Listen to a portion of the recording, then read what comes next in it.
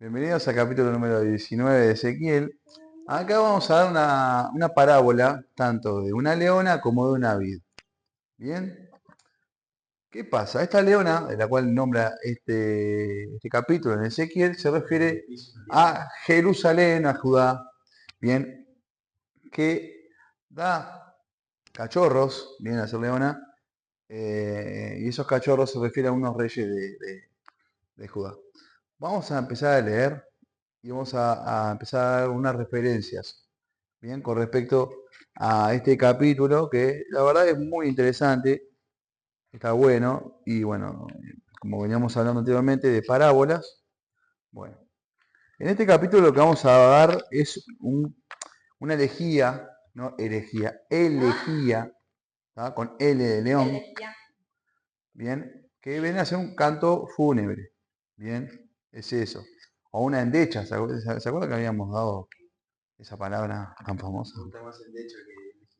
Pero elegía, búsquenla, una elegía divina, viene a ser un canto fúnebre, bien, que el Señor le manda a Ezequiel a hacer, bien, a llevar a cabo. Bien, vamos a dar esta primera parte del 1 al 9, ahí donde habla sobre una leona, bien, que se refiere a Jerusalén, bien, ahora lo vamos a leer bien, la cual se presenta delante de otros leones, que son digo para que lo tomemos en ejemplo, se presenta delante de otros leones que venían a ser las naciones que están alrededor de ellos, ¿bien? Que también eran poderosas. ¿Bien? ¿Alguna que se le ocurra en este momento? Egipto, Bien, ¿otra? Babilonia. Bien. Babilonia era una de las más conocidas además de Egipto. Muy bien. Hay que estar atentos, alumnos, ¿eh? Pues somos unos cuantos en la clase, somos muchos. Levanta la mano para hablar. Siguen entrando por la puerta. Ah, silencio. Silencio por allá, ¿cómo dice por ahí? Muy bien. El título de este capítulo, Lamentación sobre los príncipes de Israel. O sea que ataca fuerte. Bien. Y habla sobre personas importantes en el reinado de Israel. Dice así, y tú levanta endecha sobre los príncipes de Israel.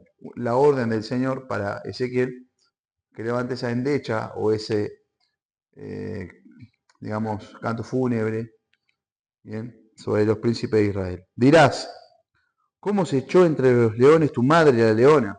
Bien, dice, entre los leoncillos crió sus cachorros e hizo subir uno de sus cachorros.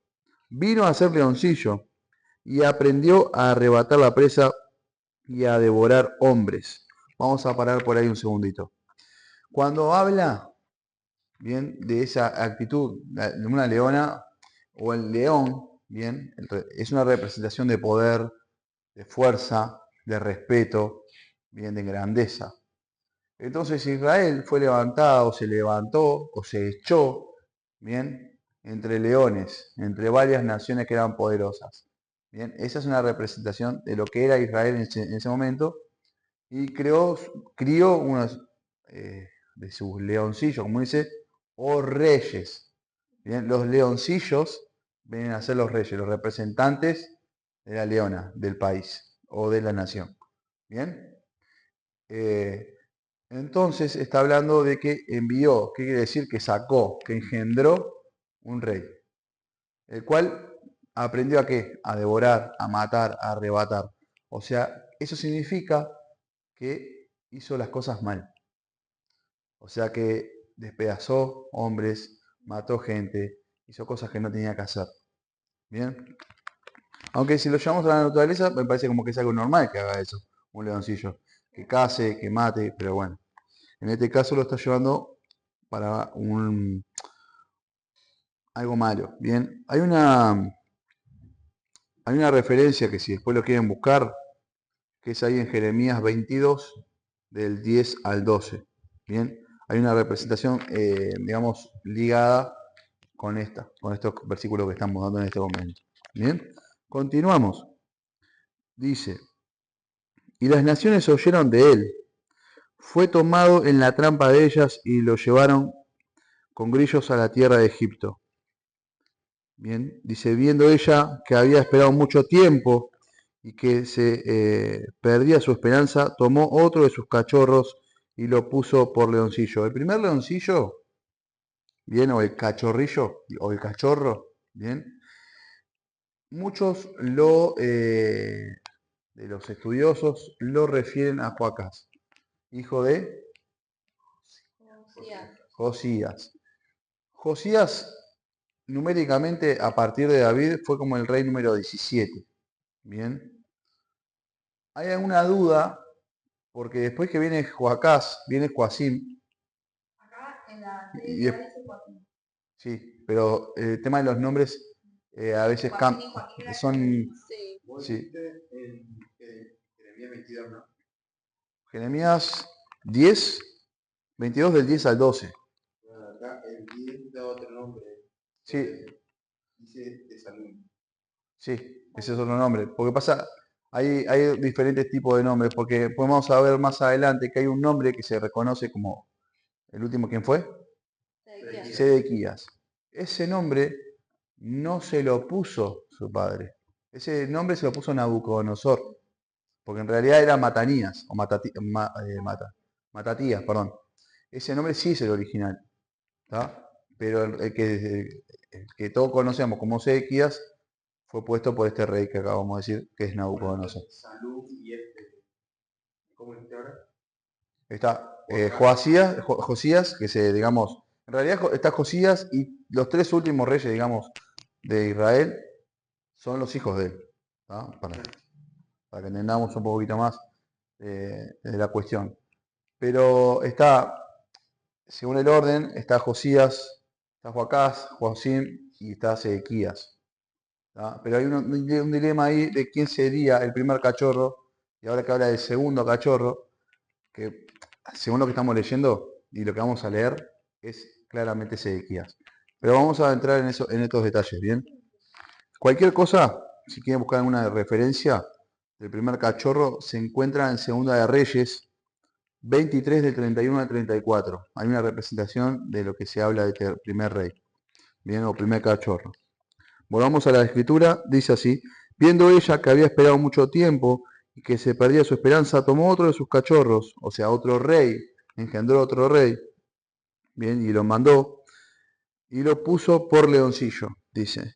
Y él andaba entre los leones, se hizo leoncillo, dice. Aprendió a arrebatar la presa, devoró hombres.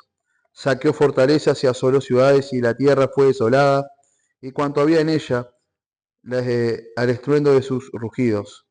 Arremetieron contra él las gentes de las provincias de alrededor, y extendieron sobre él su red, y en el foso fue apresado. Y lo pusieron en una jaula y lo llevaron con cadenas, y lo llevaron al rey de Babilonia. Lo pusieron en las fortalezas para que su voz no se oyese más sobre los montes de Israel. Y ahí, si quieren buscar una referencia a Ezequías, ahí en 2 de Reyes 24, del 10 al 15, se habla sobre este rey. Según lo que se acuerdan de, no sé si algunos detalles de lo que pasó con Ezequías, ¿se acuerdan lo que había pasado? Rápidamente. Sitiaron la ciudad, ¿cómo se llama? Que se armó se hizo una brecha, ¿se acuerdan? Se escapó el ejército, ¿sí? ¿Se acuerdan? Y ahí lo capturaron y lo llevaron. Bien. Ahí va, le sacaron los ojos y mataron a sus hijos. Bueno, la representación, por los detalles que se muestran en este versículo, o en estos versículos, se refiere bien a Sedequías. Bien, ahora vamos a dar otra parte de este capítulo, porque es cortito, el capítulo 19 tiene simplemente 14 versículos. Bien, pero ahora vamos a entrar a partir del versículo número 10, del 10 al 14. Bien, si hay alguna pregunta de lo anterior que estuvimos viendo, lo estoy dando bastante rápido porque, o sea, para no alargarlo, porque en realidad si nos metemos hay bastantes más detalles, bien, con respecto a estos reyes y eso. Bien, ahora lo que vamos a dar a partir del versículo 10 en adelante se habla sobre la vid.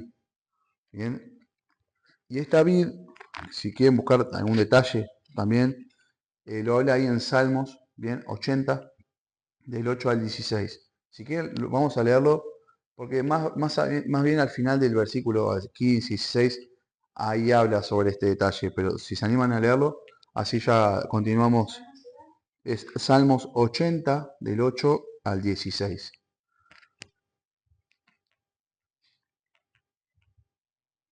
Y acá habla nuevamente sobre... ¿Lo leemos todo?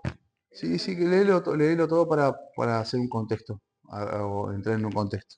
Hiciste venir una vid de Egipto, echaste las naciones y la plantaste, limpiaste sitio delante de ella e hiciste arraigar sus raíces y llenó la tierra. Los montes fueron cubiertos de tu sombra y con sus sarmientos luceros de Dios. Extendió sus vástagos hasta el mar y hasta el río sus desnudos. ¿Por qué apostillaste sus vallados y la reniñan todos los que pasan por el camino? La destroza el puerco montés y la bestia del campo la devora. Oh Dios de los ejércitos, vuelve ahora, mira desde el cielo y considera y visita esta viña, la planta que plantó tu diestra y el renuevo que para ti afirmaste. Quemada a fuego está, asolada, perezcan por la reprensión de tu. Bien, lo que acaba de leer Romy es lo que vamos a leer ahora. O sea, es una conexión prácticamente directa con este capítulo de Salmos 80. Bien, porque va a hablar sobre David, bien, la nación, y los renuevos y todo este tipo de detalles que tiene David y qué pasó con ella, por qué fue asolada y esas cosas, esos detalles. Bien, vamos a leerlo. Bien, a partir del versículo número 10. ¿Estamos? Dice, tu madre fue como una vid en medio de la viña, plantada junto a las aguas dando fruto y echando vástagos a causa de las muchas aguas. Esto también está nombrado en el capítulo que se leyó recién de Salmos. ¿Bien? Ahí en el 80. Y ella tuvo varas fuertes para cetros de reyes. Los cetros ya saben lo que es, ¿no? El cetro, como, ¿no? Como una vara, digamos, el cetro de poder. Dice, y se elevó su estatura por encima entre las ramas, y fue vista por causa de su altura y la multitud de sus sarmientos. Bien, tomemos a la nación de Israel o Judá como esta vid. Bien, se elevó a causa, bueno, se veía a causa de su altura, su belleza, su fuerte temple que tenía. Bien, dice, pero fue arrancada con ira, derribada en tierra, y el viento solano secó su fruto. Sus ramas fuertes fueron quebradas y se secaron. Las consumió el fuego. Es un resumen, pero ese fuego ya sabemos de dónde viene, cómo se provocó, quién fue el representante o quién representó ese fuego para Israel. Y ahora está plantada en el desierto, en tierra de sequedad y de aridez, y ha salido fuego de la vara de sus ramas, que ha consumido su fruto, y no ha quedado en ella vara fuerte para cetro de rey. Endecha es esta, y de endecha servirá. O sea, va a representar. Bien, como un ejemplo. Por eso dice servirá. Y bueno, ahí estaría terminando el capítulo número 19 de este lamento que el Señor representa a través de Ezequiel eh, para su pueblo o para Israel. Bien, y quería dar simplemente en detalle. Es buenísimo el ejemplo que está dando con respecto a lo que es la viña. Hay diferentes tipos de viñas. Están de las que le dicen las enanas, que son las que todo el mundo conoce. Claro, cuando uno pasa por el campo, o un campo, vieron que son como chiquitas. Pero hay muchas que son también, se usan para dar altura y dar sombra. Bien, que también dan fruto. Y bastante. Digo porque yo tuve. Y lo malo, digamos que no sirve para hacer determinados tipos de cosas, como para poder hacer una tablita o algo, y se quema súper rápido. Uno cuando lo pone al fuego, cuando está seca la rama, primero que no es tan difícil de cortar, y segundo, uno cuando lo usa para fuego tampoco sirve para hacer brasa, porque Es lo que hablábamos la vez pasada. ahí Solo está. sirve la fruta, fruto y si dependiendo cómo se cortó o cómo se podó en el tiempo pasado, es lo que ella va a poder dar. ¿Tá? Porque si se poda mal, el fruto no va a crecer bien, y hay gente, por ejemplo, que lo hace a propósito para que simplemente dé sombra, simplemente de hojas y nada más que eso. Pero si se poda de otra forma, ella puede dar más fruto que sombra.